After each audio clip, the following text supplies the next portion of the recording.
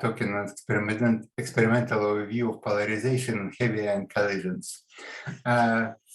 Takafumi got his PhD from University of Tsukuba, and after that he had two postdoc positions.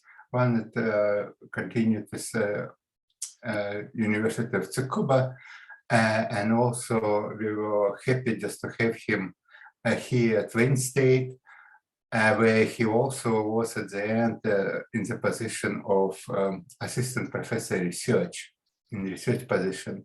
And after that, he moved just again to University of Tsukuba for international tenure track assistant professor positions. During his involvement, he's really well known, should be just well known for the people joining this meetings, this series of meetings.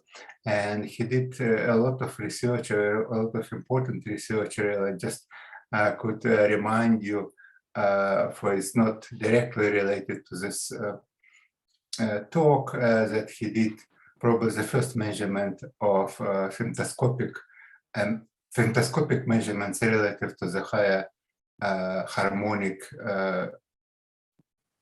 anisotropic flow, event planes, and also did a lot of to understand the nature and physics of directed flow, in particular also charge-dependent directed flow, which gave some limits on the electromagnetic fields in heavy ion collisions. For that, and also for this important contribution to the polarization study, he got a first really just established at HIC Merit Award in 2018. He's also a deputy physics analysis coordinator in STAR, and probably is very busy, not probably, but he's very busy with that. But he still continues a lot, and he's very active in different measurements, including increasing, for example, analysis of isobar collisions in search of chiral magnetic effect. But today his talk is on polarization, and I'm looking forward for it. And so, as usual, if you have questions which are very urgent,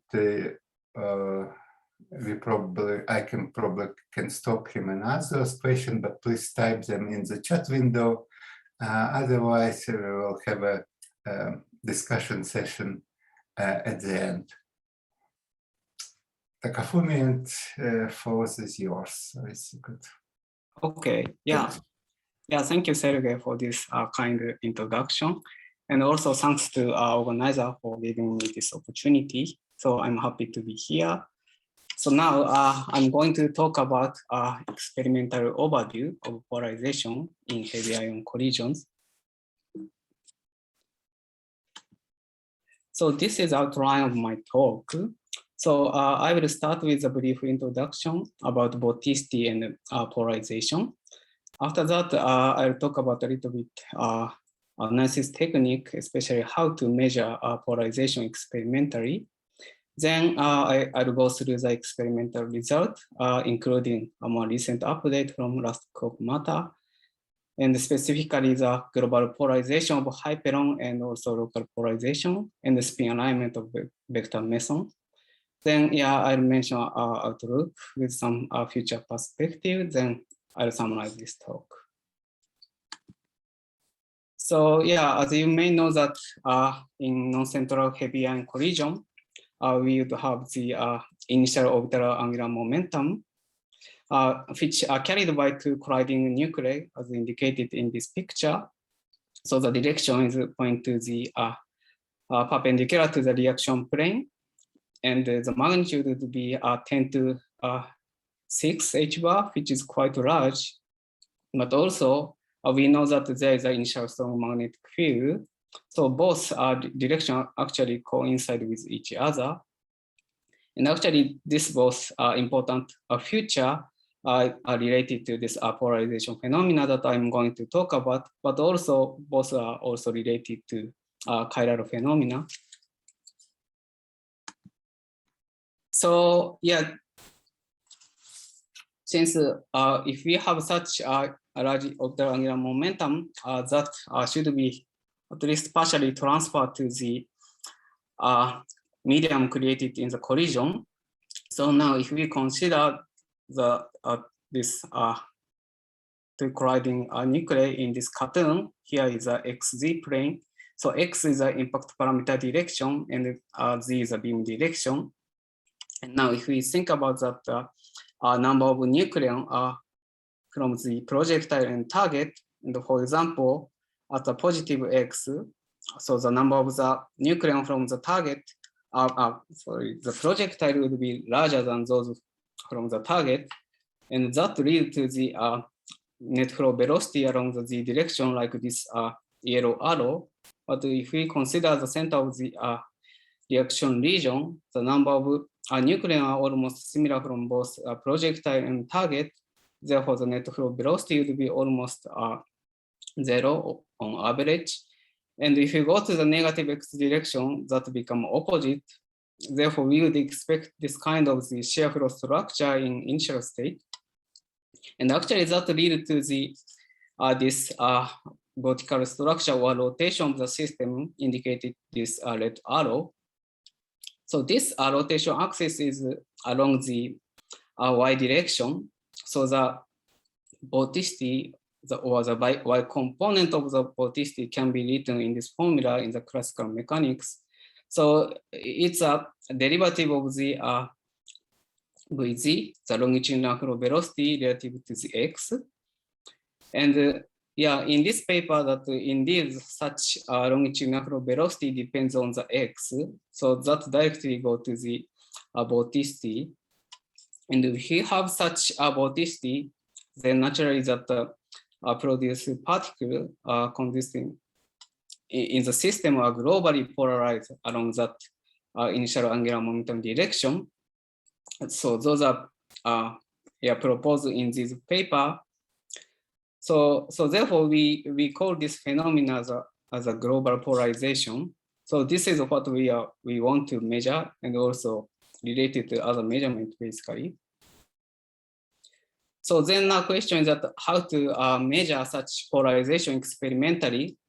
So one can use a hyperon, which decay by a weak decay, where the parity is not conserved. So it means that your dot product, in case of the lambda, so lambda decay to a proton and pion, so your dot proton momentum in the lambda rest frame is correlated with the hyperon spin. So this formula represents such relation. So this is a dot baryon distribution in the hyperon rest frame, and also this pH is a hyperon polarization, and this PB is a dot baryon momentum. And this asterisk denoted in the hyperon rest frame, by the way. And this alpha is a decay hyperon decay parameter. So this parameter so represents how much this polarization and or spin and the dot baryon are correlated. But also in other, but also this alpha is kind of the resolution or sensitivity to this polarization measurement, because if we have much small alpha, then it's almost impossible to measure polarization in this way. And but in general, any hyperon can be used to measure polarization. And for example, here I list the three hyperon, lambda, cascade, and omega for this decay parameter.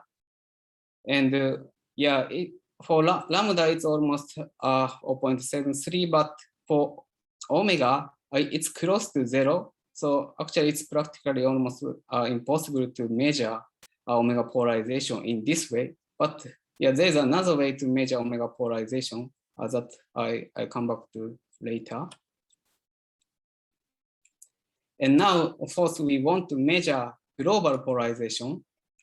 So we need to basically project the polarization vector into the initial angular momentum direction. That is L here. So that is, as I mentioned, that perpendicular to the reaction plane or impact parameter direction. So the impact parameter direction can be determined by looking at the spectator fragment. So that is psi1 or first order event plane. So the definition of the global polarization is written here. So basically the main part is this average of sine psi1 minus phi p star. So phi p star is as a missile angle of daughter baryon or daughter proton in case of lambda in the lambda rest frame. And again, this psi1 is the impact parameter direction. And this denominator is a resolution of this first order event plane. And there is a kinematic factor here and also decay parameter here. You may notice that this psi1 is defined in the center of mass frame, but this phi p star is defined in the lambda rest frame. And in fact, that there is a difference in the frame, and this paper point out that by using the same frame for psi1 and phi p star, it leads to slightly different value of the polarization, and actually slightly reduced by 3%, especially at low PT, and maybe 10% for relatively higher PT. But yeah, the lambda we are measuring the average is roughly 1.5 GeV. So in that sense, it's negligible effect. But also, so the result presented in this talk are based on this definition, and I believe that most of the model calculation also follow this definition. So in that sense, they are a fair comparison, or there's no inconsistency in terms of the definition of this global polarization. So yeah, let me briefly go through the kind of the history of this global polarization measurement.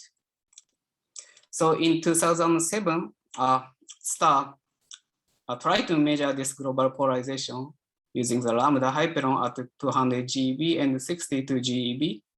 And as you can see here that we didn't see any significant signal, but the result give us just the upper limit, which was 2%. But 10 years later, by using the beam energy scan data, STAR first observed this global polarization. And interestingly, it's increased towards lower collision energy. And then just after that, STAR also revisited 200 GeV using high statistical data. Then such high statistical data actually allow us to study more precise and also differential measurement. In fact, this plot shows the centrality dependence of the global polarization. And then also same attempt was done at by Alice at LHC energy, but currently the results are consistent with 0. But after that, there are a lot of more results, including different hyperon or more lower collision energy from different experiments. So yeah, I'll try to cover some of them in this talk. So first, again, this is a polarization as a function of the collision energy from beam energy scan 1, also the new result from 200 GeV. And as I mentioned that the polarization increase in lower collision energy, and that basically described well by many different kinds of the theoretical calculation. And these indicate that indeed we have the thermal vorticity in the system. But by assuming that local thermal equilibrium, this global polarization can be decomposed into two contribution. One is a vorticity term, and another one is a contribution from the magnetic field. So since here is a factor of the magnetic moment, and the sign of the magnetic moment is different between lambda and anti-lambda, or particle and anti-particle, the contribution from the magnetic field become opposite for the particle and the anti-particle. But just by looking at the data, so currently we don't see any significant difference between particle and anti-particle.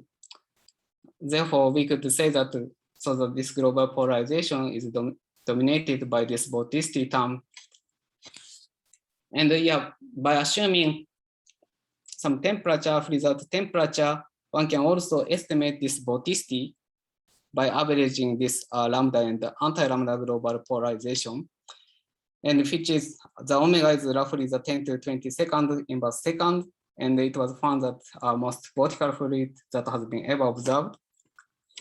But if you look at the data closely, this open symbol anti-lambda seems to be systematically larger than lambda. So that may indicate there may be a contribution from the magnetic field. And yeah, hopefully the new data from beam energy scan 2 can clarify this.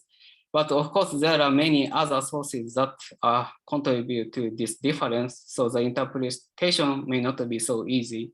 But yeah, we are expecting to see new results. And about this energy dependence, maybe you might naively expect that polarization should be higher at a higher energy, because if you go to higher energy, your initial orbital angular momentum should be larger. But actually, the data shows the opposite trend. That can be understood in the following way.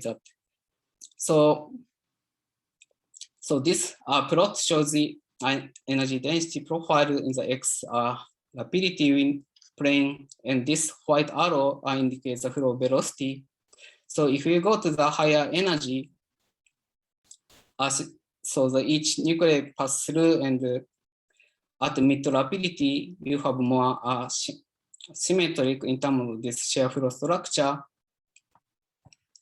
So, or you could say it is almost a boost invariance. Therefore, the polarization becomes smaller. But if you go to the lower collision energy, your detector, finite detector acceptance, start to capture the whole distribution. Therefore, this local vorticity are more stronger at forward or backward rapidity. Therefore, the polarization become also stronger. But this is also related to the rapidity dependence of the global polarization. And actually, it is not well understood. In fact, that the different models predict different dependence, the rapidity. For example, some model predict the global polarization become larger at forward rapidity. Some model predict oppositely. So that should be investigated more. And another possible contribution is that longer lifetime, because for example, this plot shows that polarization as a function of time. This shows that polarization decreases with time. And we know that at a higher energy, we have more longer lifetime of the system that may dilute the polarization that we measure. So actually, we have a new result from beam energy scan 2 from star experiment. So this field symbol is for the 19.6 and 27 GeV. So as you can see that the uncertainties are significantly reduced, almost a factor of 10. This is quite good. And also this such high statistics data allow us to study more differential measurement.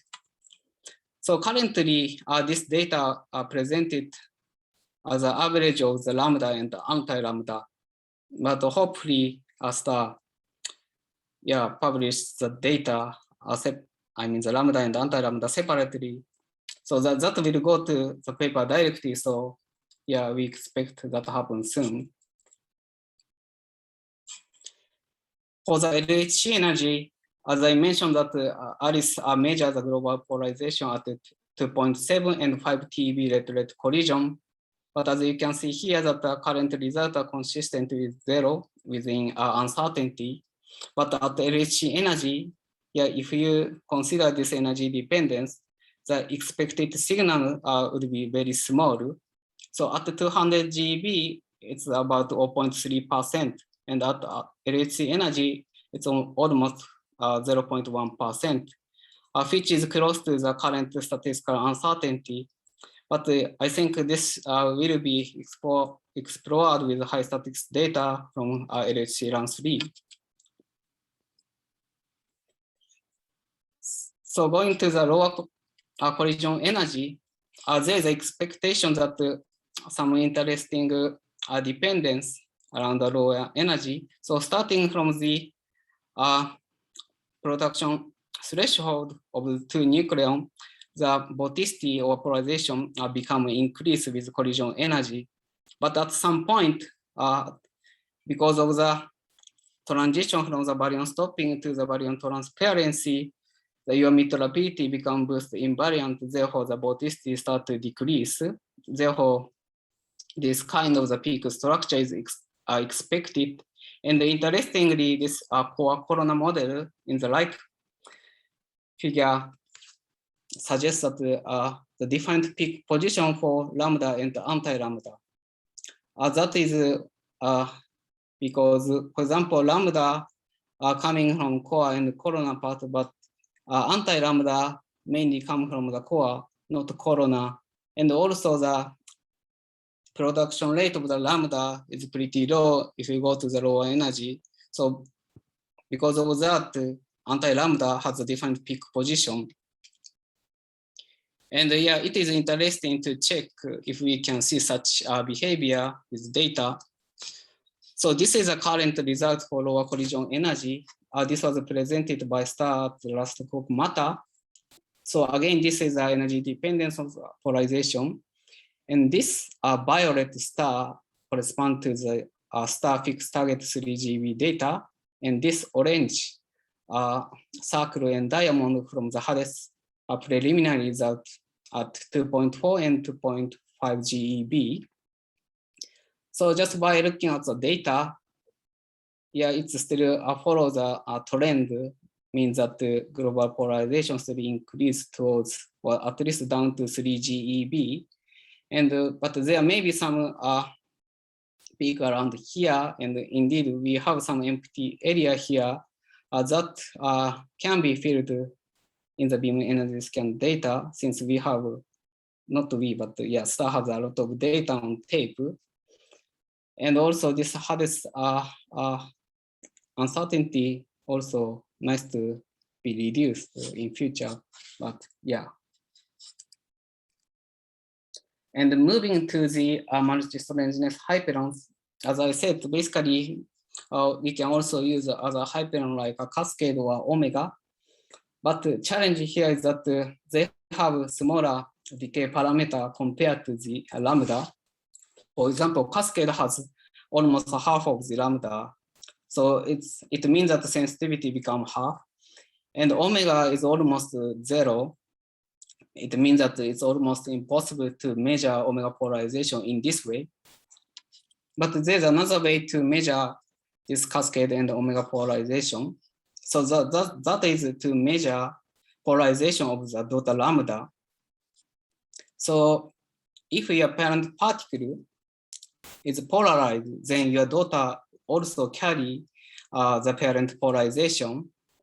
But depending on the decay, how much or how it's transfer is different.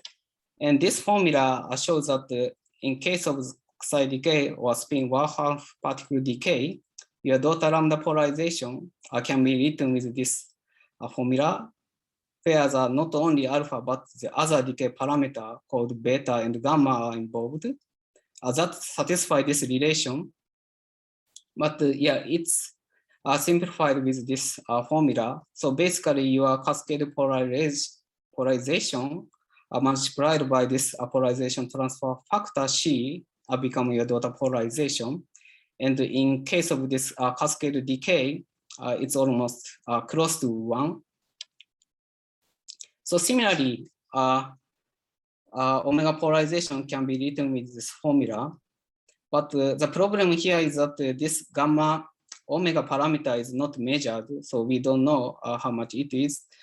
But considering that alpha is pretty small and this time reversal parameter beta would be small, then gamma omega should be either close to +1 or -1, which lead to this polarization transfer factor is +1 or -0.6. So yeah, by measuring the global polarization and based on that vorticity picture, we could also constrain this parameter actually.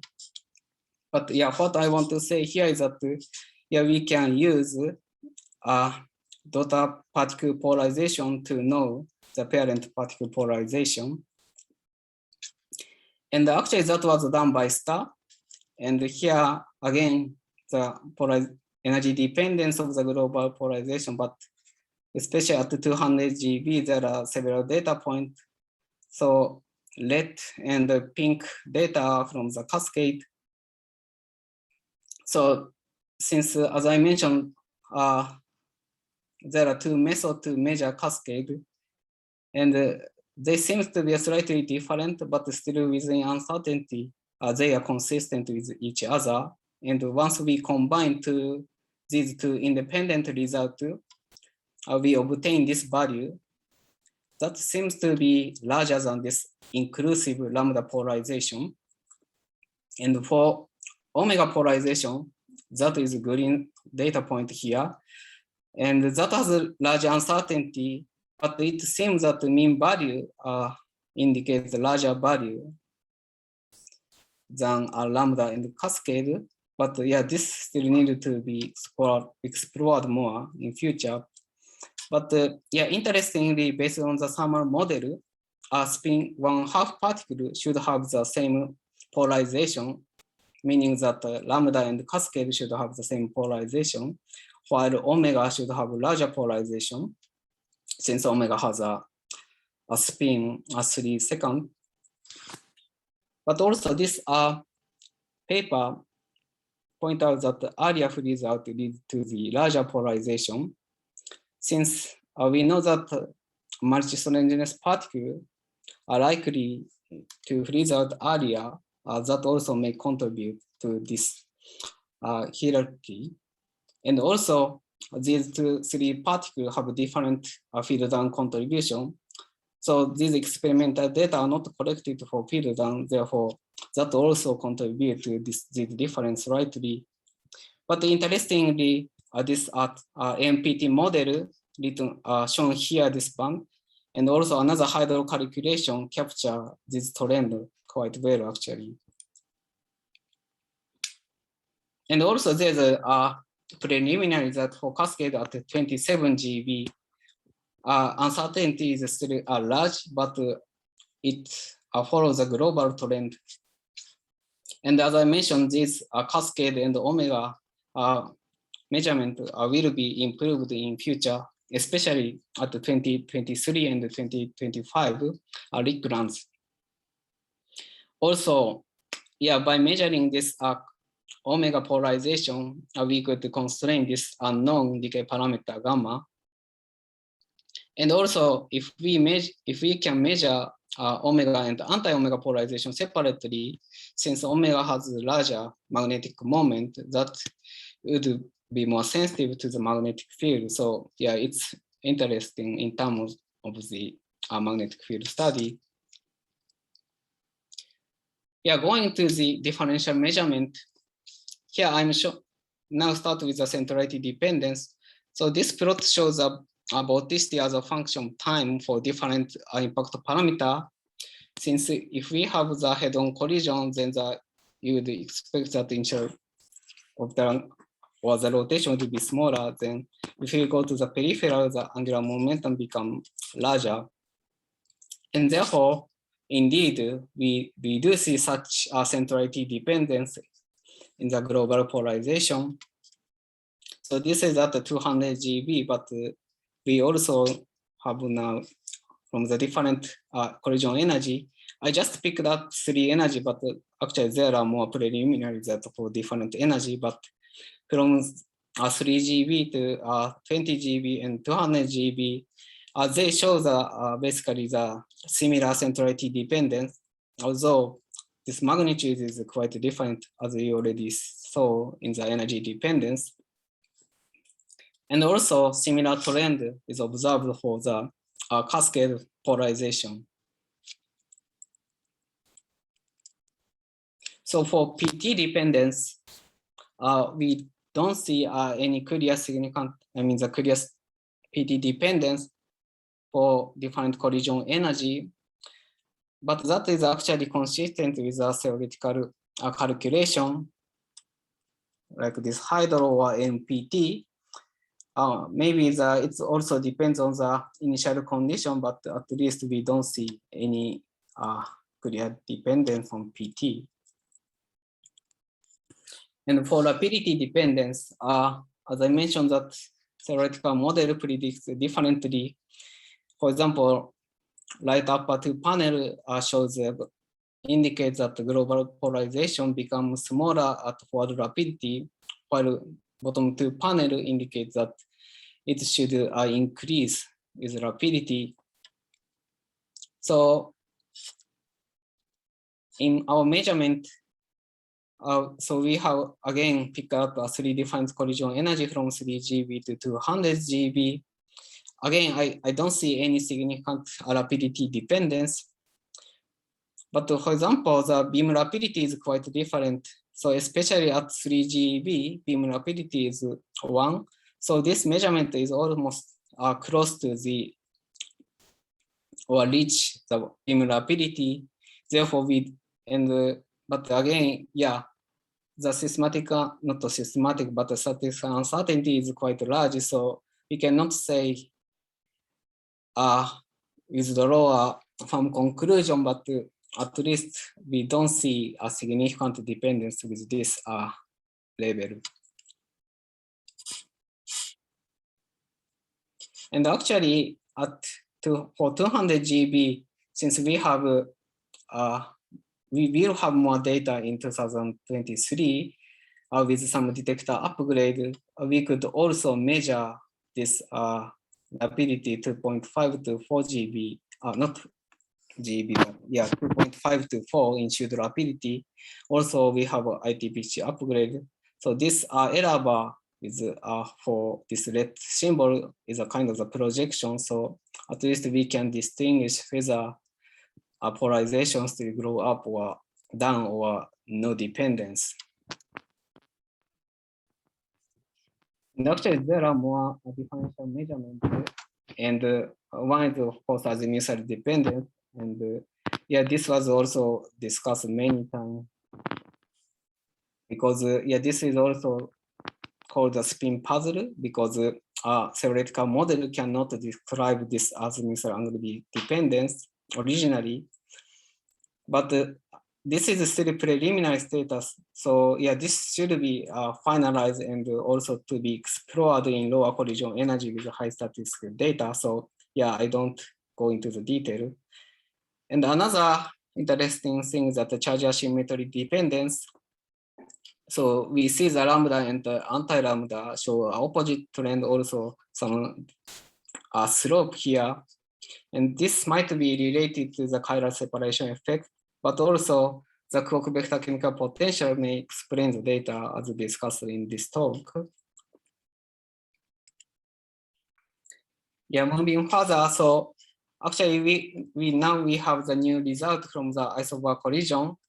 So since we have, not we, but yeah, STAR has a lot of high statistics data of isobar collision that is originally, yeah, taken for the search of the chiral magnetic effect. But this is also interesting in this global polarization measurement. So the two motivations here, one is that of course the initial magnetic field is different between two systems by 10 to 50%. And then we may see any splitting in lambda and anti-lambda polarization. So that is the question. And also, several theoretical model predicts that the system size dependence for given centrality, because a longer system lifetime dilutes the polarization, and therefore polarization that in smaller collision system, you would have larger vorticity or larger polarization as shown here. So that would be interesting to look at with this isobar data comparing to gold. And this is a star preliminary result. So the left two panel shows the polarization as a function of centrality for ruthenium and zirconium, comparing lambda and anti-lambda. So as you can see that we don't see a significant difference between lambda and anti-lambda. For example, this combined centrality 20 to 50%. There's no difference here. There's some difference here, but still this is one sigma effect. And compared to isobar and gold result, I also don't see a significant difference. But that may be true because the model predicts only 10 to 20% effect, and the current error bar is still large. So yeah, but maybe interesting to look at more smaller system like oxygen, where we expect more larger polarization if we have enough statistics. Okay, let's move on to the local vorticity. So in general, so the local vorticity can be created by any other sources like a jet or collective flow. So for example, this left figure shows the energy density in the transverse plane, and this green arrow indicates the flow velocity. So here the jet passes through from left to right, and along the jet axis, you see this kind of the vortex structure here and here. And also having a collective flow with some initial density fluctuation, there might be more complicated vortical structure in the system. And what we expect first is that, of course, we know that there's a strong expansion in the out of plane direction compared to the in plane compared to out of plane direction, that is elliptic flow. So considering this flow gradient, one expects this blue-like vorticity, which is along the beam direction, and the sign of this vorticity change with change depending on the azimuthal angle. So such measurement, of course, can be done. So what we need to do is that we need to look at the component of the polarization. So similar to the global polarization, we need to project the polarization vector to the beam direction. So the PZ is defined like this. And this mean cosine theta star P is a kind of the low signal of this, the component of the polarization. And this factor here is that account for the detector acceptance. And this is, if we have a perfect detector or can measure all particles produced without any efficiency effect, this factor becomes 1/3. And this factor is estimated in a data-driven way. Indeed, this is close to 1/3, but slightly depends on the PT and centrality. And actually, indeed, such the component of the polarization was observed by STAR in 2019 in gold 200 GB. So this plot shows PZ, the low signal of PZ, mean cosine theta star P, as a function of azimuthal angle relative to the second order dependent plane or elliptic flow plane. So as expected from the elliptic flow, the signal show this sign structure. So this indicates that indeed we have this quadruple pattern of the vorticity. And this is also quantified by fitting the data and extract this sign modulation or sign coefficient. And that is plotted as a function of centrality and also PT. And now I'm comparing also RHIC, a result from RHIC and RHIC. So first, there's a clear centrality dependence, and that PZ modulation become larger in more peripheral collision. And comparing RHIC and LHC, the magnitude are comparable and also the same sign. And for PT dependence, it's a little bit fluctuating, but there seems to be some PT dependence like a V2. But yeah, it may not be clear having this fluctuation and uncertainty. And actually, many theoretical models, like a hydro or transport model that successfully describe the global polarization, fail to explain this PG modulation in terms of its sign and also magnitude. But of course, recently, including the new term called shear tensor may explain the data. And yeah, I'll explain in the next slide here. So yeah, that discrepancy between data and model is called a sign puzzle in this PG measurement. And the puzzle means that the theoretical model predicts this PG modulation differently, even among the different kind of the hydro calculation, they predict differently. But more recently, this new term was shear tensor, that is a symmetric term compared to this vorticity, which is a asymmetric term. So this plot indicates that so this thermal vorticity term basically become opposite to the data, but this shear term contribute to the positive, which is the same sign as the data, and combining to effect, it seems this new shear term explains the data, but also it depends on the decoupling temperature in this case, or in this model. And just back to this model, actually, also this red curve is a MPT initial condition plus magic hydro calculation. And depending on the assumption or scenario that they call, they predict same sign or opposite sign. But yeah, in their word, it says, I believe, S-clock or strange clock memory or something. Indeed, they may explain the data. But how to implement this shear term is, I think, is still under discussion and to be explored more.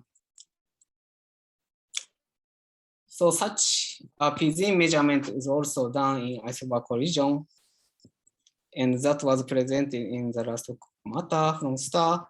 And indeed, we see such second order dependence clearly, which is similar to the gold. And then I'm expecting, or next question, that do we have similar polarization pattern, which is driven by the triangular flow? And actually that was measured by STAR. So this plot again shows the cosine theta star or low signal of the PZ as a function of the azimuthal angle, but now relative to the third order event plane or triangular flow plane. And we do see the similar sign structure here, both lambda and anti-lambda. So this indicates that indeed there seems to be a V3-driven polarization. And of course, the question is that the CAM model, including that shear term, describes data with correct sign for this higher order.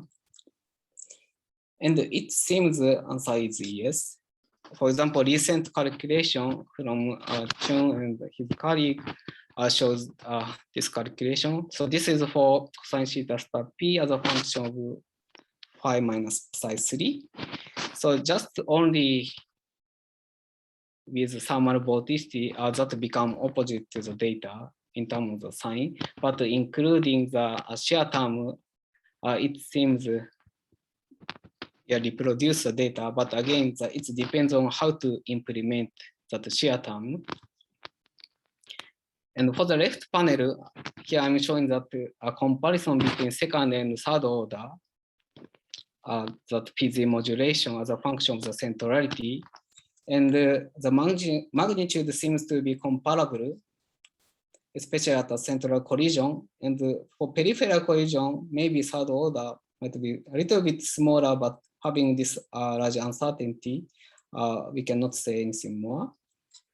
And interestingly, the hydro model also predict similar or comparable magnitude for second and third order, but they actually predict slightly different trend, especially for the peripheral collision. And also interestingly, they predict there should be the similar effect for fourth order or even fifth order. Also, they predict a negative contribution or signal for the first order. So these might be interesting to look at in the future experimentally. So here I'm showing the system size dependence of PZ. So the left plot shows the comparison between isobar collision and gold and red from RHIC as a function of the centrality. And basically the trend is similar, but there seems to be the system size dependence for the given centrality rather than energy dependence. And in fact, that hydro calculation predict interesting multiplicity scaling, especially for this third order, since V3 is driven by the initial fluctuation, that might be natural to expect this scaling, but not for second order like V2. And also this PG measurement seems to have a sensitivity to the shear viscosity. For example, this chiral kinetics theory, they mentioned that cross section changes the magnitude or even sign of this modulation. And also this in the right panel shows the hydro calculation that if we use the more ideal hydro, then this PZ measurement PZ signal become almost zero. So in that sense, there might be additional constraint on eta over S as well as initial condition using this measurement. So now, moving into the spin alignment of the vector meson. So similarly, we can also use a vector meson to know the polarization, but it's slightly different from the Hyperon case. So the angular distribution of the decay product of the vector meson can be written with this formula. So this rho 00 is a diagonal element of the spin density matrix. So that is a probability to have a spin projection on the quantization axis to be 0. Since the vector meson has a spin 1, so the possible state is either plus minus 1 or 0. So if the particle is not polarized, then this rho 00 should be 1/3 on average. But the deviation from the 1/3 indicates a spin polarization or alignment. So since this measurement cannot determine the direction of the polarization, this is called a spin alignment instead of calling the globe polarization measurement.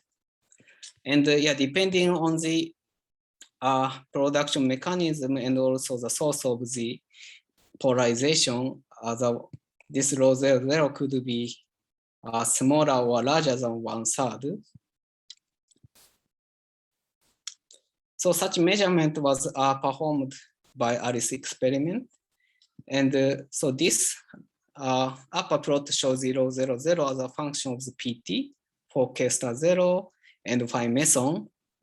So they show that the deviation from 1/3 in the negative direction at low PT.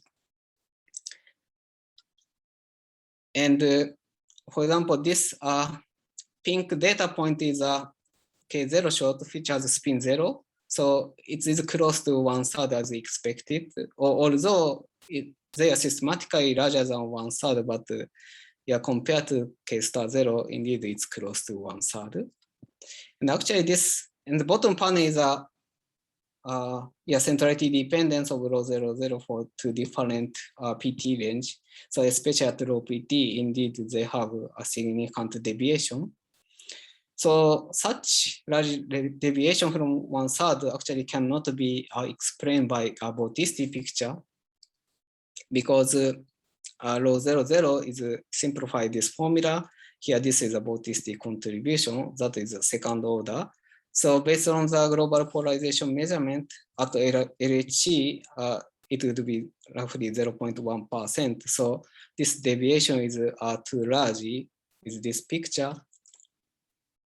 And the similar measurement also performed at RHIC by star experiment. So this plot shows the energy dependence of the rho 00 for phi star and phi meson and K star 0. And interestingly, that this phi meson rho 00 increase towards the lower collision energy. So the deviation from 1/3 and the positive deviation from the 1/3 is observed, which is opposite to the LHC measurement actually. And also this K star 0 is close to 1/3, having larger uncertainty. But maybe the PT dependence or PT range that was shown here is important because this is almost 1.2 to 5 GeV, but in the previous measurement, this signal becomes stronger at low PT region. And if I believe these two data points from RHIC experiment is recalculated using this same PT range, then considering that, I think this phi meson data seems to follow this global trend, but K star 0 is still off from this trend or deviation of the 1/3.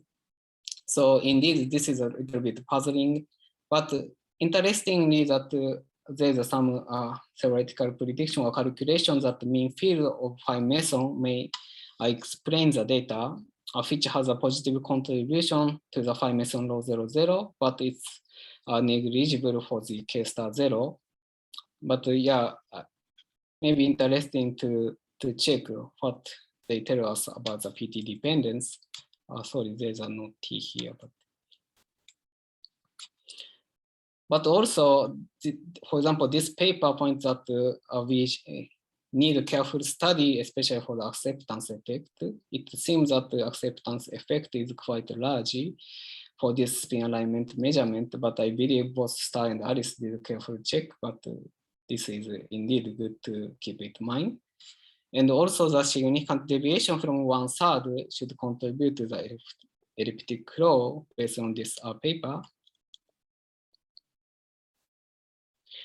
And also there's a new measurement of this K star, charged K star, and also J-psi polarization from both Starr and Alice in the last clock matter. So the left plot shows the K star 0 and charged K star as a function of the n part.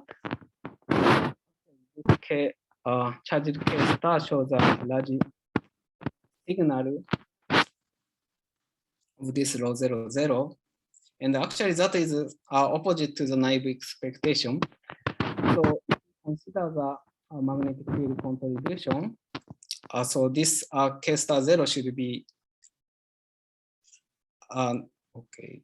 So yeah, this contribution also depends on the sign of this magnetic moment, but this charged K star is US bar and K star 0 is DS bar. And considering this relation, so this result seems to be opposite to the naive expectation from this magnetic field contribution. And also the right figure shows the PT dependence of the lambda theta. That is slightly different notation, but yeah, this is commonly used for J-psi polarization. But in my understanding that this lambda theta is a kind of the average polarization, and yeah, if it shows a positive value, then it corresponds to the deviation from the positive deviation from the 1/3. And considering this, so so then this data shows that some positive contribution at low PT region, and if we transfer to the K star or phi meson result at LHC to this lambda theta star, the relation is like this. So the J-psi polarization indicates a positive lambda theta, and phi and K star 0 indicates a negative value for or negative deviation from the 1/3.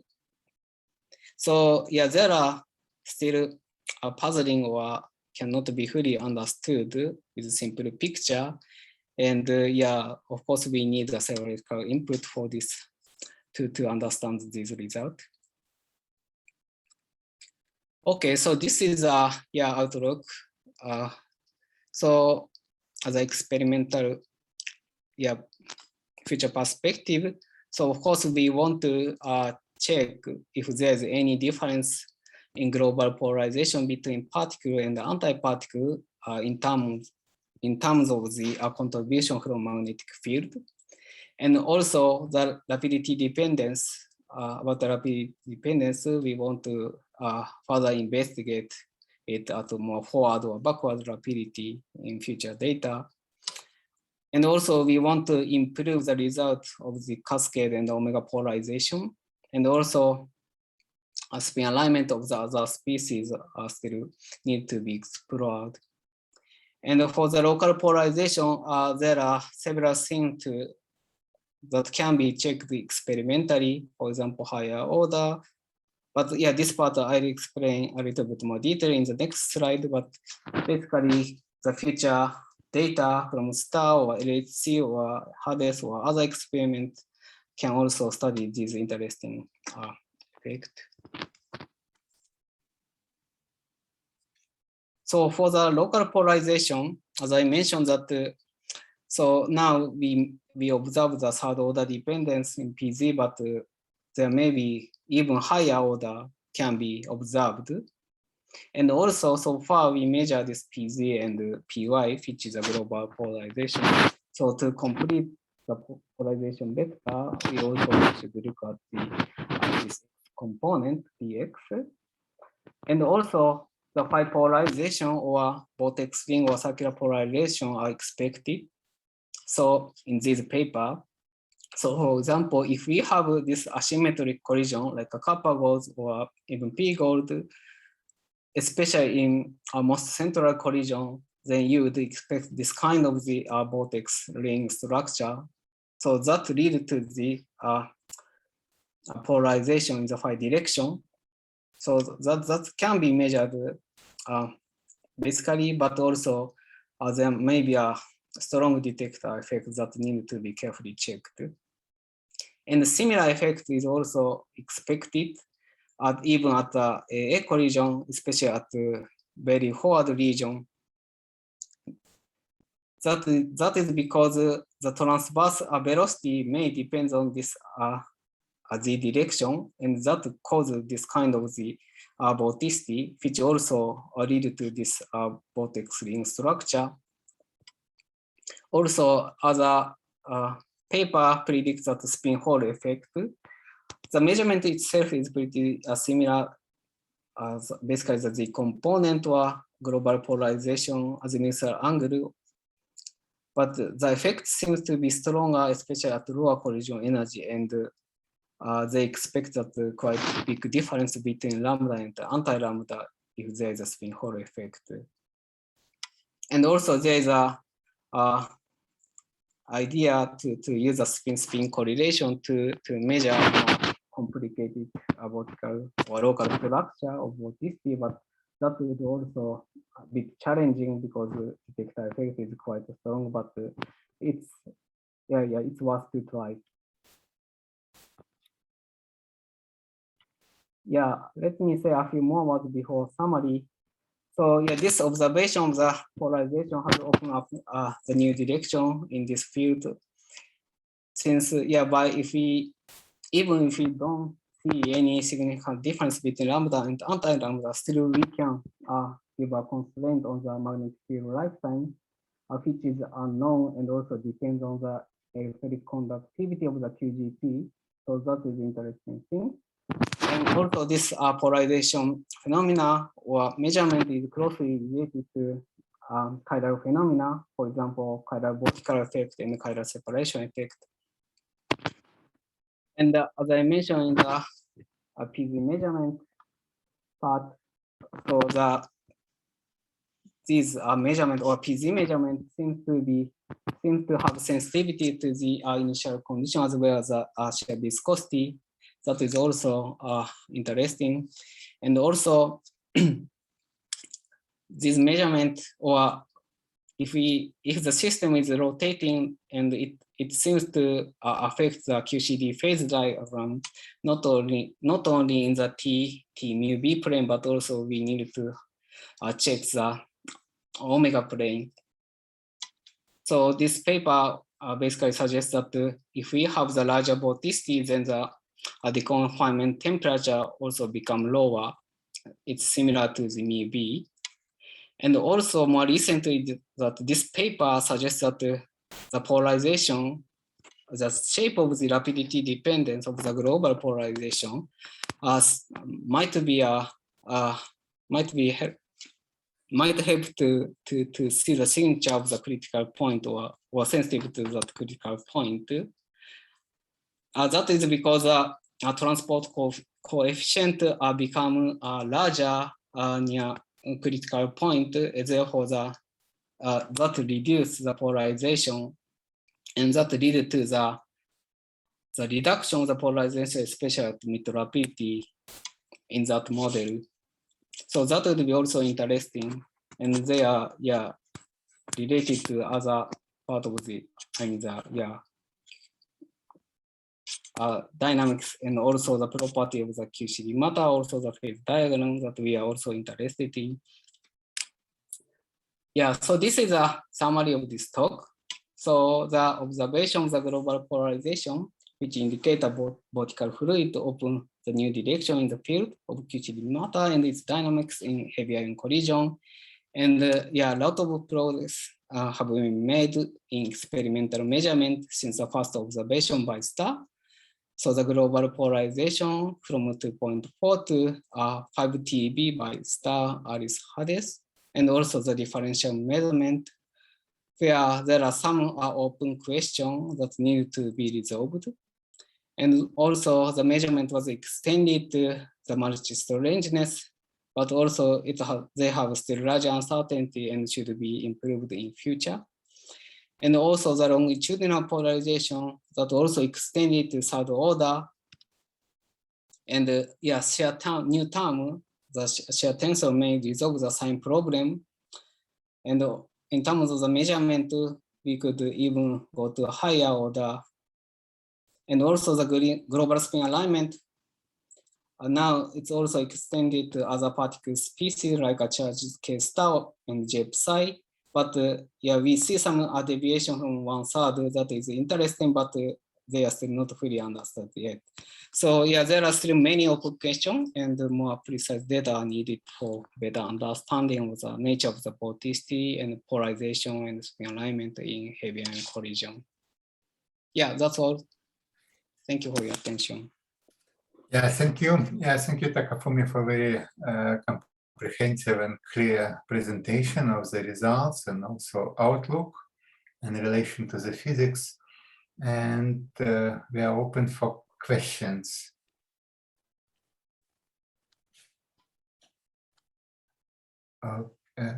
Rajiv, go ahead with the question. Hello. Yeah, thank you for the very nice talk. I have a very nice, simple question. That in the global polarization, we have some difference between the lambda and lambda bar magnitude, but why there's no difference in the local polarization? So what is the physics reason behind it?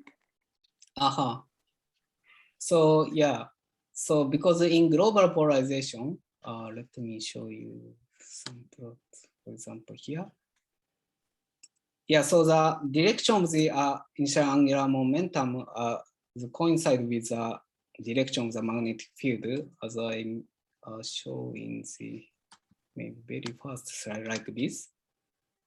Therefore, there should be a contribution from the magnetic field if it's strong. But in terms of the local polarization, it's not related to the magnetic field. Therefore, basically only the spin orbit coupling contribute to the measurement, not this slide, but so we don't expect any difference between particle and antiparticle here. Okay. Thank you. Okay, thank you. Chun Wang. Yes. Very good. Very nice talk. Thank you. So my question is about the very low energy collision energy. Why is the polarization of lambda is so large? So is there any different mechanism from what was measured at a higher energy? Because if the energy is higher than, say, SPS energy, maybe the QGP is the mechanism. But at the hardest energy, so it's hardly to think about the QGP. There's no QGP formed. So what's the mechanism for such a large polarization at such a low energy? So yeah, I agree that I guess at this 3GeV or even lower energy, there would be no QGP, but because we just have the hadronic matter. Yeah, the hadronic, purely hadronic matter, but how to produce in the lab polarization from this hadronic matter? So there's them different, very different from QGP. Yeah. So for example, at least in this calculation, this calculation from the kinetic vorticity, and at this energy, they also don't consider any QGP. So at least they already expect this kind of the peak structure at this energy. So, and I believe that is purely comes from this shear flow structure at the forward rapidity like this. For example, picture that if you at lower energy, so that our acceptance capture basically the whole distribution, and especially at the forward or backward rapidity, this shear flow or local vorticity is more stronger. I think that all contribute to that large polarization, if I understand correctly.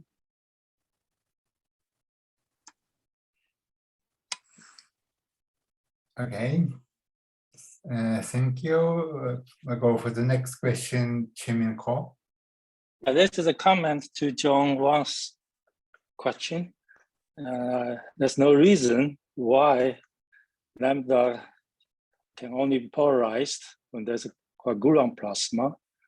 I mean, we know in the low energy heavy-ion collision, even very, very low energy collisions without any particle production, just proton neutrons, there already, if you include in the spin degrees of freedom, proton, neutron can be polarized, right? So even in low energy heavy-ion collision, there's still spin orbit coupling, all right? Of course, you can also assume doing your cross-screening method. If you run some low energy code, I think I suggest you to run the URQMD code for the harder in collision at the hardest energy, because there's no quark-gluon plasma. You can run the URQMD code, or not MPD code, and the initial conditions for high energies. Then you can do your cross screening, assume lambda is in thermal equilibrium with the rotating nuclear matters. I think you probably get some amount of polarization. I don't know how large it is. I don't know anybody has done that calculation yet. But I think it's at such a low energy is the such a low energy. I mean, the cross screening you have a orbital angular momentum, right? Then you can transfer to the polarization, the spin polarization of the produced of the particles in the systems.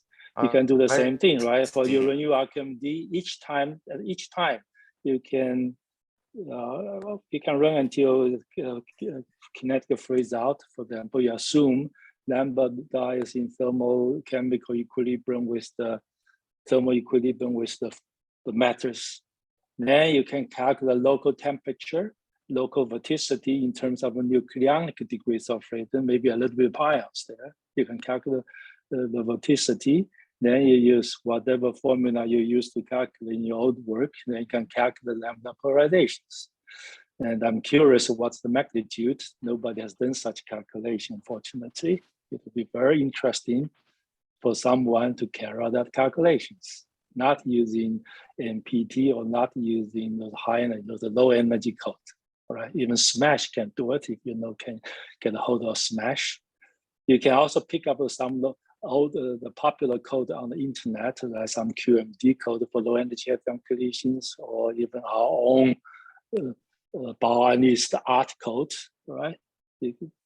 Then you do what you did for MPT. Just don't use the hiding as initial conditions. That are not appropriate for low energy hadron collisions. Right. Okay, thank you. And I see Hui Chao has a question in the chat window. Do you want to ask him yourself? This is maybe page 33.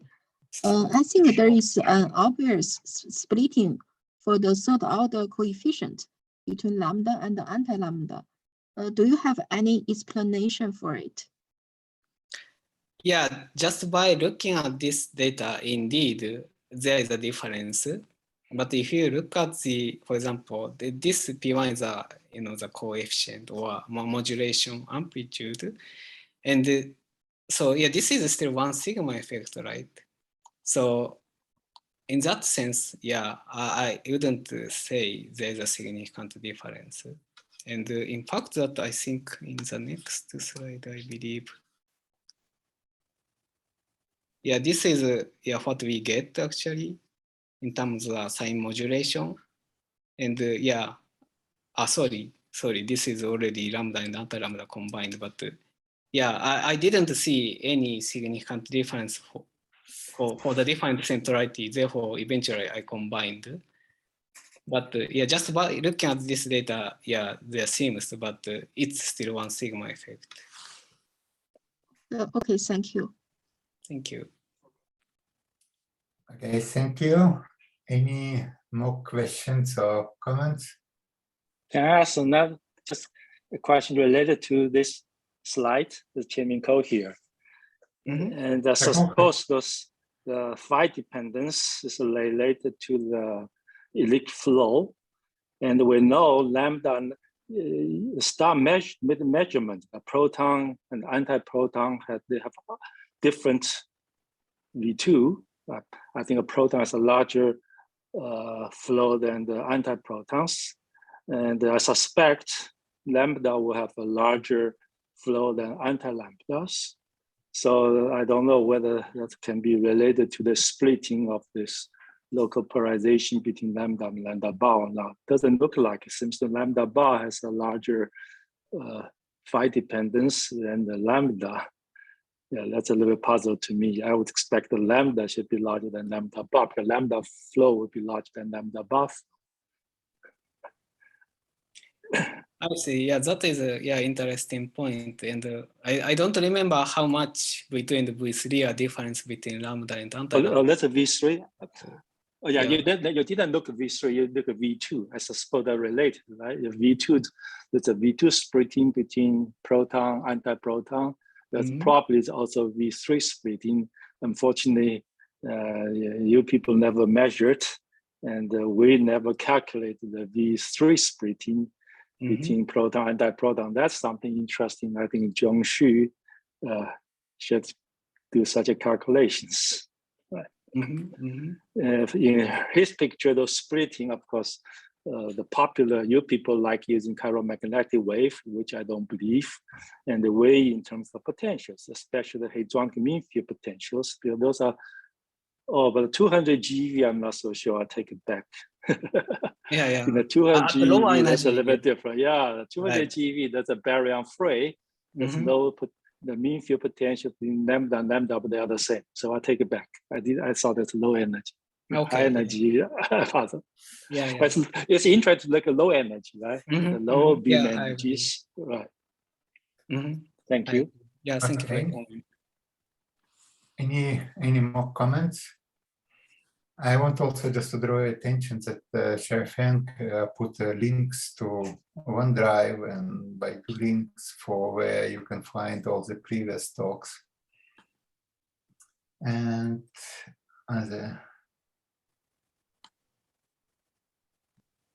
okay, one more comment. Agreement with Shemenko. I don't see any more questions or comments. Can I ask a question? I don't know whether it's measurable or not. You mentioned you can measure the polarization of vector mesons, phi, rho, and k star.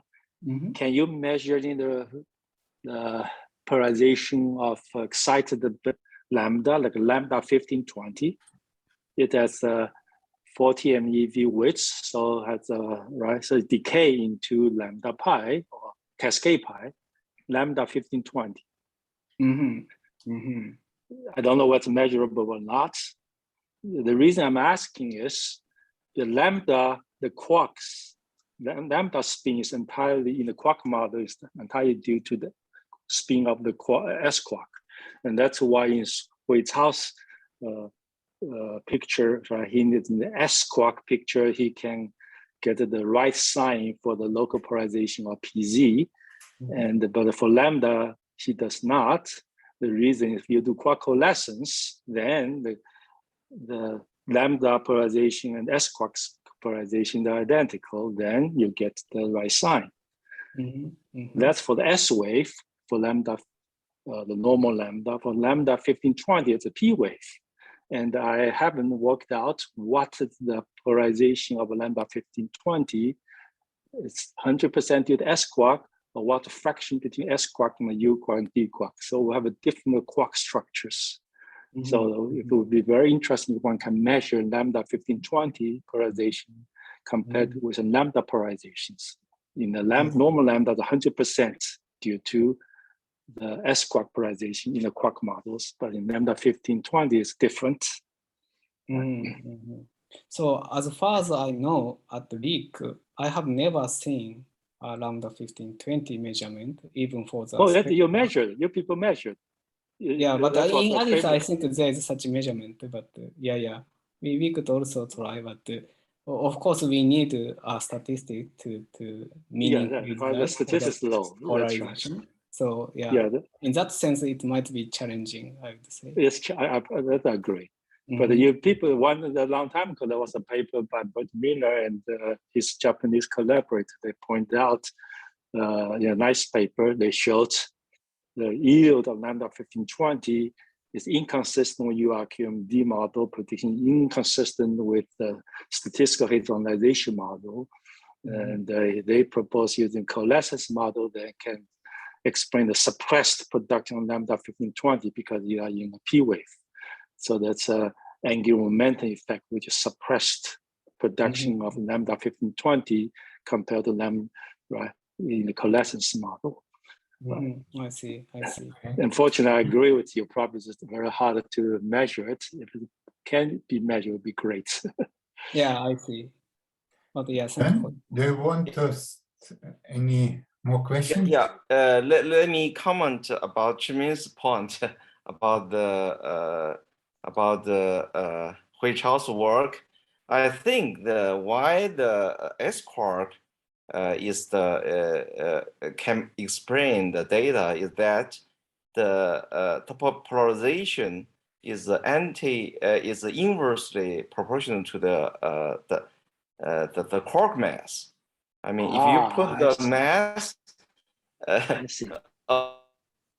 it's too large and the polarization is too small. So this is, I guess, I think this is the reason why the S quark can explain the data. I have to look more closely. Thank you. Because MS, if you put MS, this is amplify the effect significantly. Definitely. Okay. I don't see any more questions, comments. Thanks, Takafumi. Thanks everybody for joining. Very interesting discussion. That's then all for today. I don't know if organizer has any announcement. I just want to say thank you, Takafumi, for this very nice presentation and the comprehensive discussion. And also thank you, Sergey, to chair this seminar.